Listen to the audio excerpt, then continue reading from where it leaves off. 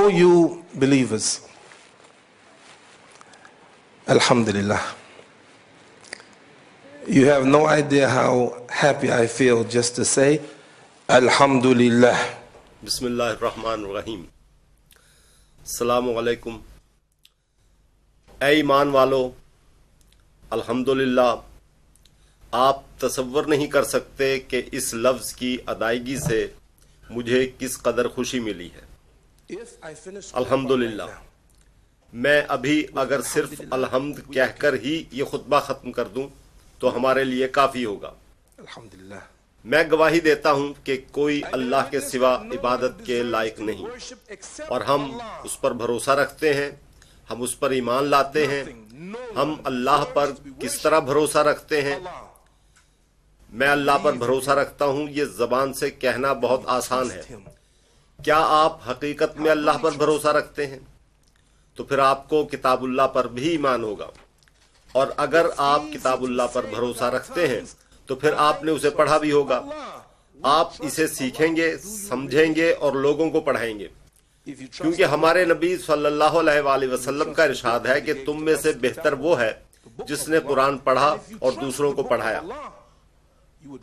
بہنوں اور بھائیوں، اس دنیا کے حصے میں بے شمار عظیم شخصیات آ چکی ہیں، لیکن ان کی تعداد یک طرفہ ہے جنہوں نے خود کو ایک یا دو میدانوں میں نمایاں کیا، مثلا مذہبی خیالات یا ملٹری لیڈرشپ۔ لیکن زمین کی ان عظیم ہستیوں کی زندگیاں اور تعلیمات وقت کی گرد میں گم ہو کر رہ گئی ہیں۔ ان کے ملک اور پیدائش، ان کا طرز حیات، ان کی شخصیت کی تفصیل، ان کی کامیابی اور ناکامی کا معیار، ان سب چیزوں میں اس قدر ابہام موجود ہے کہ انسانیت کے لیے ایسے مرد اور خواتین کی صحیح اور واضح تصویر نہیں کھینچی جا سکتی۔ لیکن اس ہستی کے بارے میں ایسا نہیں ہے جنہیں ہم حضرت محمد صلی اللہ علیہ وآلہ وسلم کے نام سے جانتے ہیں، جنہوں نے انسانی سوچ اور رویوں کی تکمیل کئی ایک پہلوؤں سے فرمائی ہے کہ تاریخ کے اوراق بھرے پڑے ہیں۔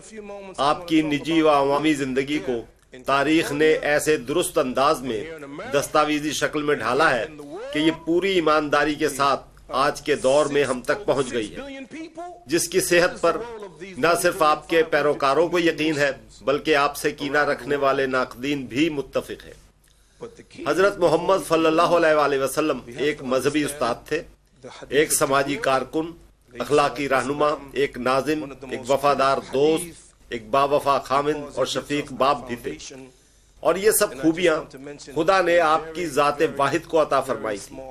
انسانی تاریخ میں کوئی اور شخصیت زندگی کے جملہ پہلوؤں میں آپ کی برابری کرتی دکھائی نہیں دیتی، سوائے آپ کی بے غرض ذات مبارکہ کے کاملیت کا فاضل شرف آپ ہی کو حاصل ہے۔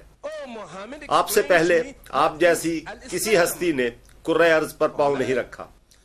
آپ نے ایک مذہب کی تبلیغ کی، ایک ریاست کی بنیاد رکھی، ایک قوم کی تعمیر کی، احادیث کی صورت میں ایک ضابطۂ اخلاق کی تدوین فرمائی، کئی ایک سماجی اور اخلاقی اصلاحات کی، ایک ایسے معاشرے کی داغ بیل ڈالی جس میں آپ کی تعلیمات کا عملی مظاہرہ دکھائی دے اور آنے والے ہر دور کے لیے انسانی فہم اور رویوں میں انقلاب برپا کرتے۔ 1400 سال قبل آپ نے عرب کے علاقے میں جنم لیا۔ آپ نے توحید پر مبنی ایک مذہب کی تبلیغ کے مشن کا آغاز کیا جس کی بنیاد اللہ کے احکامات کی اطاعت اور فرمانبرداری پر تھی۔ لفظ اسلام کے عربی معنی امن کے ساتھ اللہ کی اطاعت کے ہیں۔ حضرت محمد صلی اللہ علیہ وآلہ وسلم نے 40 برس کی عمر سے اپنے مشن کا آغاز کیا اور 63 سال کی عمر میں آپ کا وصال ہوا۔ ان 23 سالوں میں آپ نے جزیرۃ العرب کا نقشہ ہی بدل دیا اور لوگ بت پرستی چھوڑ کر ایک خدا کی عبادت کرنے لگے۔ اس وقت قبائلی نسلی تفاخر اور تنگ نظری کی وجہ سے جنگیں کرتے تھے، لیکن آپ نے اپنی تعلیمات سے انہیں شراب نوشی، بد اخلاقی سے شرافت اور تقوی کے سانچے میں ڈھال دیا۔ انہیں پستی اور انا کے اندھیروں سے نکال کر ایک منظم زندگی کی طرف ان کی رہنمائی فرمائی۔ اخلاقی دیوالیہ اخلاقی فوقیت میں ڈھل گیا۔ انسانی تاریخ لوگوں کی اس قدر منتقلی سے ناآشنا تھی اور یقین نہیں آتا کہ یہ صرف 2 دہائیوں میں ممکن ہوا۔ آپ خود کو خدا کا بندہ کہتے تھے اور ان کے ہر عمل سے یہی ثابت ہوتا تھا۔ اس واقعے کو 14 صدیاں گزر گئیں، لیکن محمد صلی اللہ علیہ وآلہ وسلم کی تعلیمات کسی معمولی سی تبدیلی کے بغیر آج تک موجود ہے، جو انسانیت کی ہر بیماری کا علاج پیش کرتی ہے، بالکل اسی طرح جس طرح آپ اپنی زندگی میں کیا کرتے تھے۔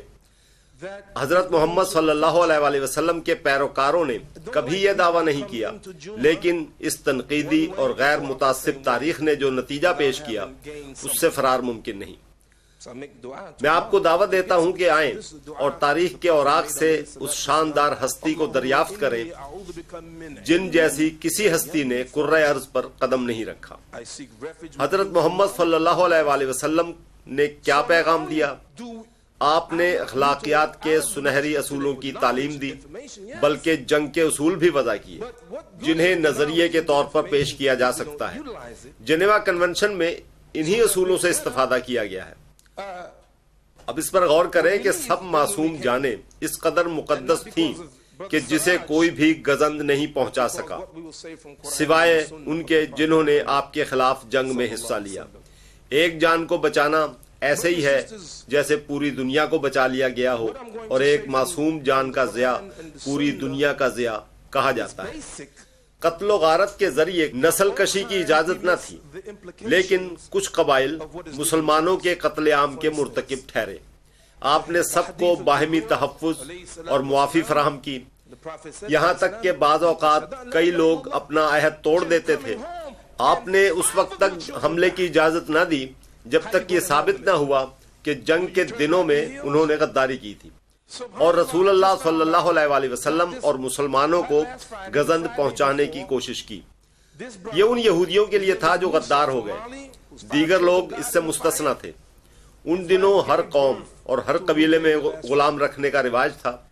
یہ اسلام ہی تھا جس نے غلام آزاد کرنے کی حوصلہ افزائی کی اور اس پر اللہ کی طرف سے صلح کی خوشخبری بھی دی۔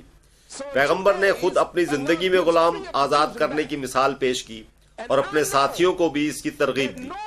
اس ضمن میں زید بن حارث کی مثال دی جا سکتی ہے، جن کی پرورش حضور صلی اللہ علیہ وآلہ وسلم نے بیٹوں کی طرح فرمائی تھی۔ آپ نے زید بن حارث کو آزاد کر دیا۔ اس کے علاوہ حضرت بلال، جنہیں ابو بکر صدیق نے آزاد کرنے کی نیت سے خریدا تھا، جب حضرت محمد صلی اللہ علیہ وآلہ وسلم کو قتل کرنے کی سازشیں ہونے لگی تو آپ حضرت علی علیہ السلام کو اپنے بستر پر سلا کر خود حضرت ابو بکر کی ہمراہی میں مکے سے مدینے کی طرف ہجرت کر گئے۔ آپ نے اپنے ساتھیوں کو اجازت نہ دی کہ وہ آپ کی قتل کی سازش میں ملوث افراد کو قتل کر دیں، جن کی مثال فتح مکے کے وقت جب آپ فاتحانہ انداز میں مکے میں داخل ہوئے تو جو پہلا لفظ آپ کی زبان مبارک سے نکلا وہ یہ تھا کہ آپ نے حکم دیا کہ میرے دشمن خاندان اور قبائل کو نقصان نہ پہنچایا جائے، جو آپ کے درگزر کی ایک مشہور مثال تھی۔ نبوت کے پہلے 13 سال فوجی لڑائیاں منع فرما دی گئی۔ صحرائی بدوؤں کو یہ بتانے کی ضرورت نہ تھی کہ جنگ کیا ہوتی ہے، ان میں فن حرب کے ماہر موجود تھے۔ یہ اس وقت کی بات ہے جب اللہ نے قرآن میں جنگ کا کوئی اصول وضع نہ فرمایا تھا اور نہ ہی اس کے احکامات کے مطابق جنگ کے حقوق اور حد بندیاں بتائی گئی تھی۔ اللہ کی طرف سے رہنمائی آنے کے بعد یہ صاف ہو گیا کہ کون حملہ کرے گا، کس پر حملہ اور کہاں حملہ کیا جائے گا، یہ کہ لڑائی کتنی دیر جاری رہے گی۔ کسی کے بنیادی دفاعی ڈھانچے کو تباہ کرنے کی اجازت نہ تھی جب تک اللہ کی طرف سے اس کا حکم نہ ہو اور اس کے احکام کی روشنی میں نہ کیا گیا ہو۔ حضور صلی اللہ علیہ وآلہ وسلم کو آپ کے دشمنوں کی طرف سے کئی ایذا رسانیوں کا سامنا تھا، لیکن آپ نے ہمیشہ ان کے حق میں دعا کی اور اللہ ان کو ہدایت فرمائے۔ اس ضمن میں وادی طائف کے سفر کی کلاسیکی مثال پیش کی جا سکتی ہے۔ جب آپ طائف کے سرداروں کی تبلیغ کرنے گئے تو ان سرداروں نے آپ کا احترام نہ کیا، بلکہ گلی کے بچوں اور اوباش لوگوں کو آپ کے پیچھے لگا دیا، جنہوں نے آپ پر پتھر برسائے، یہاں تک کہ آپ کی پیشانی مبارک سے خون بہہ کر ایڑی تک آ گیا اور آپ کے نالائن مبارک آپ کے خون سے بھر گئے۔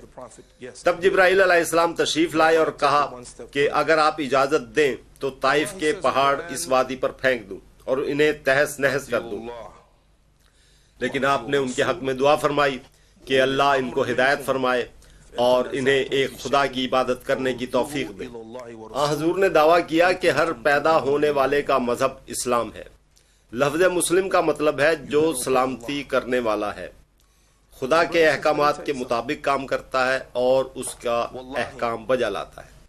آپ مزید فرماتے ہیں کہ خدا پاک نے ہر انسان کو اس وجہ سے پیدا کیا ہے جو اس کا منصوبہ اور جو اس کی روح تھی، لیکن جب وہ بڑا ہوتا ہے تو اس کا ایمان متزلزل ہو جاتا ہے اور وہ اپنے معاشرے سے اثر قبول کر کے اس کے رنگ میں رنگا جاتا ہے۔ اس طرح وہ اللہ کی یاد سے بیگانہ ہو جاتا ہے۔ حضرت محمد صلی اللہ علیہ وآلہ وسلم نے ہمیں سکھایا کہ ہم اللہ کی عبادت کریں جو ہم سب کا بلکہ آدم، نوح، یعقوب، موسیٰ، داؤد، سلیمان اور عیسیٰ علیہ السلام سب کا پروردگار ہے، اور ان سب انبیاء کو بحیثیت سچے نبی کے تسلیم کریں، اور یہ کہ یہ سب اللہ کے بندے ہیں۔ آپ نے جملہ انبیاء علیہ السلام کو اعلیٰ مقام کا حامل قرار دیا اور ان کے درمیان کسی قسم کی تفریق نہ کی، اور اپنے پیروکاروں کو حکم دیا کہ وہ ان کے ناموں کے بعد لاحقے کے طور پر علیہ السلام کا لفظ لگایا کریں۔ آپ نے توریت، جسے عہد نامہ قدیم بھی کہا جاتا ہے، زبور یعنی داؤد کے نغمے اور انجیل گوسپل، ان جملہ کتابوں کی تصدیق بھی کی۔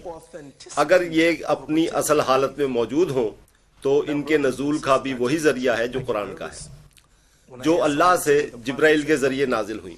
آپ نے یہودیوں اور عیسائیوں کو اپنی کتاب کے مطابق صحیح یا غلط کا فیصلہ کرنے کو کہا ہے، لیکن ان میں سے کچھ اصل بات کو چھپانے کی کوشش کرتے ہیں اور یہ سمجھتے ہیں کہ آپ ان کا مطالعہ نہیں کر سکتے۔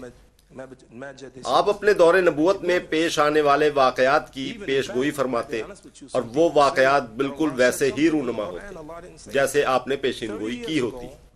انہوں نے بہت سی ایسی چیزوں کا ذکر کیا جسے اس وقت کے لوگ بالکل نہیں جانتے تھے، لیکن ہم دیکھ سکتے ہیں کہ آپ کے فرمودات کی گواہی سائنس بھی دے رہی ہے۔ علم طب، طبیعیات، رحم مادر میں پلنے والے بچے کا علم، نفسیات، عمرانیات، زمین کا علم، یہاں تک کہ وائرلیس اور مواصلات کا نظام اور کئی ایسے علوم جن کی ایجادات آج کل ہماری نظروں کے سامنے ہیں، سب کے بارے میں حضور صلی اللہ علیہ وآلہ وسلم نے پیش گوئیاں فرمائیں، جن میں سے کچھ ماضی میں سچ ہوئی اور کچھ کا تعلق زمانے مستقبل سے ہے۔ لہذا ایمان والو اللہ اور اس کے رسول پر بھروسہ رکھیں۔ جب ابو سفیان بن حرب، جو کفار مکہ کا سردار تھا، دیکھا کہ فتح مکہ کے موقع پر 10,000 اسلامی فوج کا دستہ مکے پر چڑھائی کرنے کے لیے تیار ہے تو وہ خوف زدہ اور حیران ہو گیا۔ جب وہ حضور کے دستوں کے خیموں کے آس پاس چکر لگا رہا تھا تو اس نے خود سے سرگوشی کی کہ میں جانتا ہوں کہ محمد صلی اللہ علیہ وآلہ وسلم کس لیے مجھ پر فتح پانا چاہتے ہیں اور کس لیے انہوں نے اس قدر طاقتور فوج اکٹھی کی ہے۔ جب حضرت نے مکہ فتح کر لیا تو ابو سفیان کے کاندھے کو پکڑ لیا۔ جنگ حنین میں جب دشمنوں نے اچانک مسلمانوں پہ شب خون مارا تو حضور نے مسلمانوں کی ایسی حالت کو دیکھ کر دعا کی اور اللہ کی مدد چاہی۔ تب حضرت جبرائیل علیہ السلام حاضر ہوئے اور کہا، یا رسول، وہ دعا پڑھیے جو حضرت موسیٰ نے اس وقت پڑھی تھی جب فرعون دریائے نیل میں ان کا تعاقب کر رہا تھا اور اللہ نے دریا میں راستہ بنا دیا۔ قرآن بتاتا ہے کہ اللہ نے فرعون کو بحیرہ احمر میں غرق کر دیا جب وہ حضرت موسیٰ علیہ السلام کا پیچھا کر رہا تھا۔ اللہ فرماتا ہے، اور ہم نے اپنے پیغمبر کو بچا لیا اور فرعون کو آئندہ وقت کے لیے عبرت بنا دیا۔ دا میورس بیوکیلی اپنی کتاب انجیل، قرآن اور سائنس میں اس بات کی وضاحت کرتا ہے کہ جب فرعون غرق ہو گیا تو اس کے ہر ساتھی کو تلاش کر کے مصر میں رکھ دیا تاکہ لوگ عبرت پکڑ سکیں۔ یہ واقعہ حضرت کی آمد سے ہزاروں سال پہلے کا ہے اور پچھلے چند سالوں میں آ کر سچ ثابت ہوا ہے، جبکہ حضور کو تو پردہ فرمائے کئی صدیاں بیت چکی ہیں۔ آپ نے ہمیں حکم دیا کہ ہم اللہ پر ایمان لائیں اور اس کا کوئی شریک نہیں ہے، اور اس کے احکام اپنی بہترین صلاحیتوں کو بروئے کار لاتے ہوئے بجا لائیں۔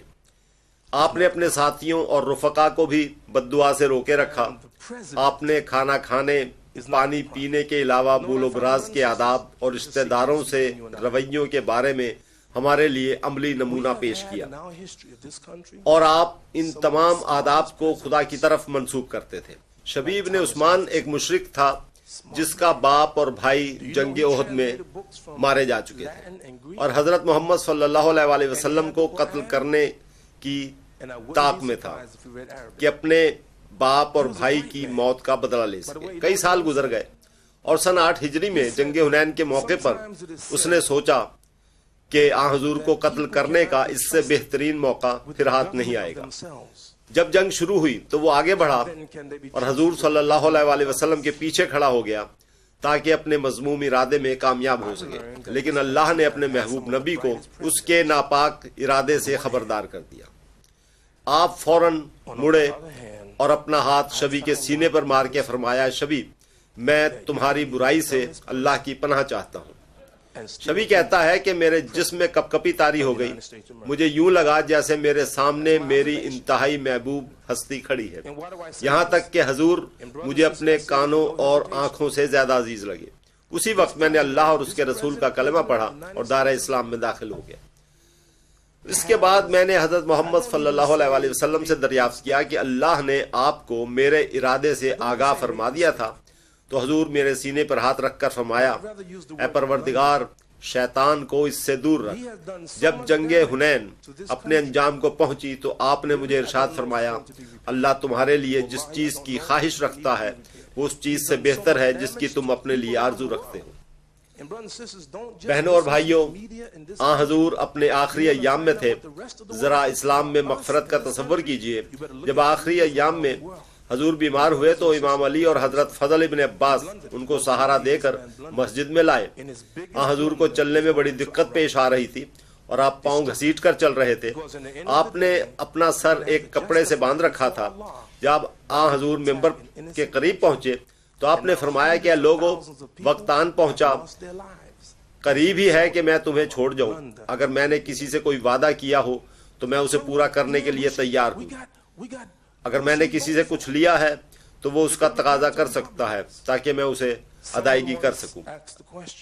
ایسے میں ایک شخص اٹھ کھڑا ہوا اور آپ سے عرض کی کہ آپ نے مجھے مالی امداد فراہم کرنے کا وعدہ کیا تھا تاکہ میں شادی کر سکوں.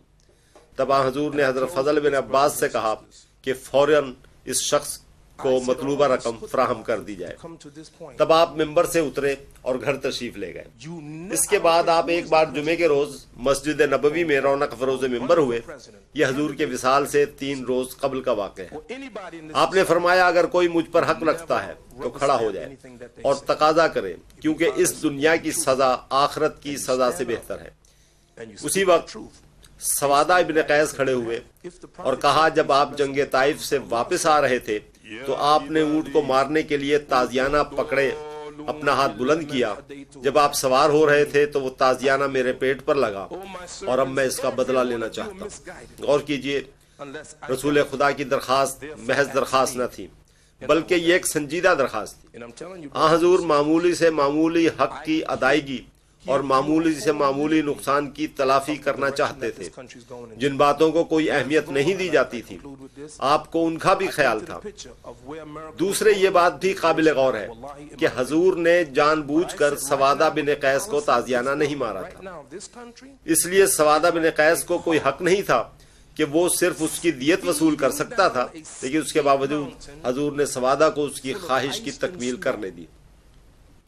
جب نبی کریم صلی اللہ علیہ وسلم نے گھر سے وہی تازیانہ لانے کا حکم دیا تب آپ نے اپنی قمیض اٹھائی تاکہ سوادہ اپنا قصاص لے سکے. دیگر صحابہ کرام اس منظر کو رنج اور نفرت بھری نظروں سے دیکھ رہے تھے اور ان کی آنکھوں میں آنسو تیر رہے تھے. ہر کوئی صرف انتظار میں تھا کہ معاملہ کیسے ختم ہو. ہر کوئی دیکھنا چاہتا تھا کہ سوادہ انتقام لیتا ہے یا نہیں. تب لوگوں نے دیکھا کہ سوادہ آپ کے پیٹ کو بوسہ لے رہا ہے. تب آپ نے ہاتھ اٹھائے اور دعا فرمائی, اے اللہ سوادہ بن قیس کو اس طرح معاف فرما دے جس طرح اس نے پیغمبر کو معاف کیا. لہٰذا یہی روشنی ہے, حضرت محمد صلی اللہ علیہ وآلہ وسلم پر بھروسہ رکھیں. اللہ ہمیں ہمت دے اور ہماری ہدایت فرمائے اور ہمیں صراط مستقیم پر چلنے کی توفیق عطا فرمائے. بہنوں اور بھائیوں, اللہ سے دعا مانگیں کہ ہمیں قرآن سے محبت کرنے, قرآن سمجھنے اور اس پر عمل کرنے کی توفیق عطا فرمائے. Ask Allah the Almighty to raise the Muslims all over the world to bring the good and to bring the guidance. Allahumma salli ala Muhammad wa ala azwaji Muhammad wa ala dhuriyati Muhammad wa ala sallam tasliman. Rabbana taqabbal minna innaka anta as-sami'ul alim.